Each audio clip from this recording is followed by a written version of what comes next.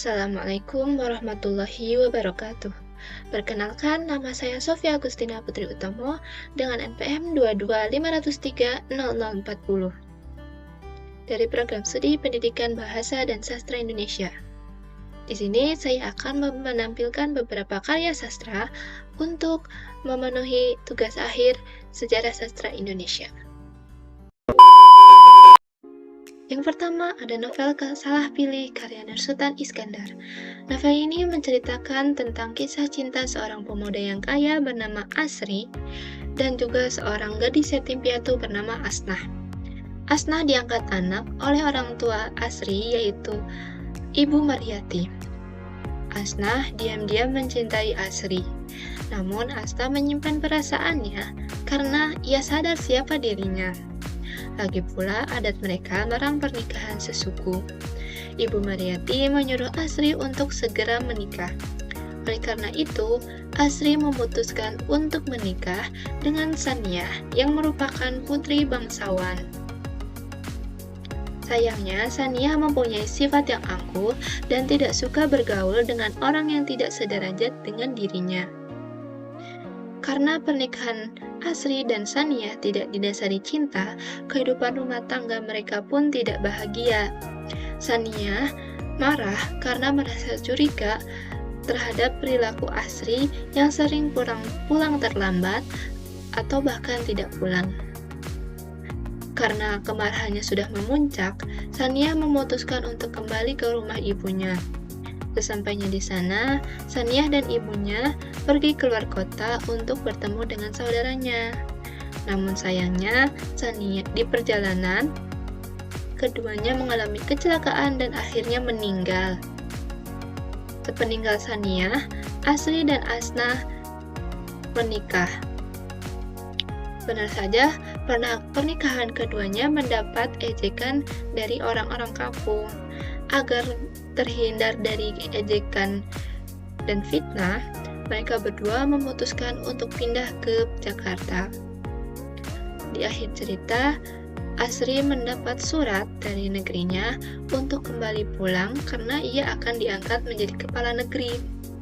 Semua berjanji memperbaiki dan mengharumkan nama Asri dan Asnah sebagai pasangan ideal suami istri. Tentu hal ini disambut dengan perasaan bahagia dan sukacita. Yang kedua ada novel ateis karya Ahdiat Kamiharja, menceritakan kisah perjalanan hidup seorang jejaka priangan bernama Hasan. Hasan tinggal bersama kedua orang tuanya dan juga adik angkatnya bernama Fatimah. Sedari kecil, Hasan sudah dididik dengan ajaran agama yang kuat, sehingga menjadikannya sebagai sosok yang alim dan soleh. Kealiman dan kesolehannya ini masih melekat sampai ia dewasa, sehingga ia dijuluki Pak Ustadz oleh rekan kerjanya di kota. Suatu hari, saat Hasan sedang bekerja, ia bertemu dengan sahabat masa kecilnya yang bernama Rusli. Dulu mereka adalah sahabat yang cukup dekat, walaupun Rusli memiliki kebiasaan dan kelakuan yang buruk. Rusli juga mengenalkan Hasan kepada Kartini, seorang janda muda yang cantik, kaya, sopan, dan memiliki pergaulan yang lumayan bebas. Kartini mengingatkan Hasan pada cinta pertamanya yang bernama Rukmini. Bayang-bayang Rukmini sering berkelebat dalam sanubarinya, dan Hasan pun akhirnya memutuskan untuk mulai mencintai Kartini. Walaupun pada saat pertama kali melihat Kartini yang bergaul bebas dengan Rusli, Hasan merasa risih. Akan tetapi, akhirnya ia sering mengunjungi rumah Rusli dan sering juga bertemu dengan Kartini. Seiring berputarnya waktu, mereka bersahabat menjadi sahabat karib. Melalui persahabatan ini, Rusli dan Kartini akhirnya berhasil merubah keyakinan Hasan terhadap Tuhan. Hasan mulai tidak percaya pada Tuhan karena baginya Tuhan hanya ada dalam imajinasi manusia.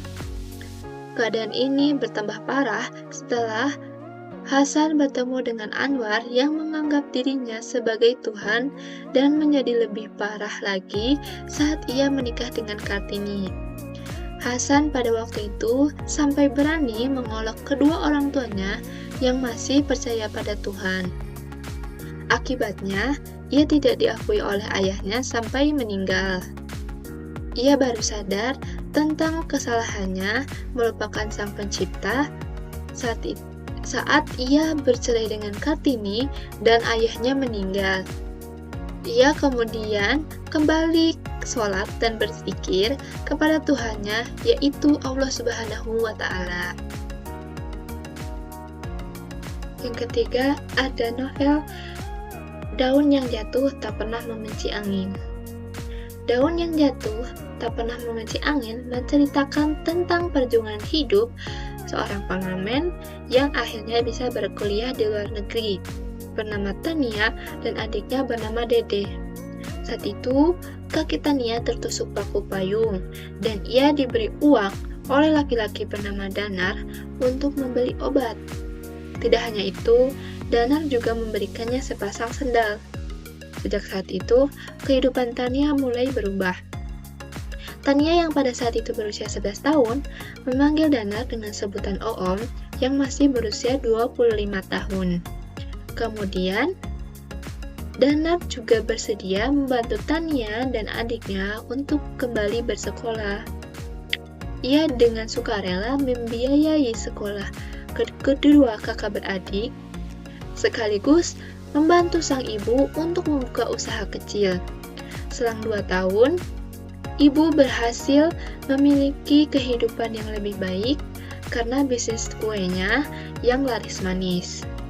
Akhirnya, secara perlahan, Tania berubah menjadi gadis yang cantik dan pintar, sehingga dapat mengejar ketertinggalannya di sekolah. Waktu terus berjalan, hingga Tania menyiapkan diri untuk melanjutkan junior high school di Singapura melalui beasiswa.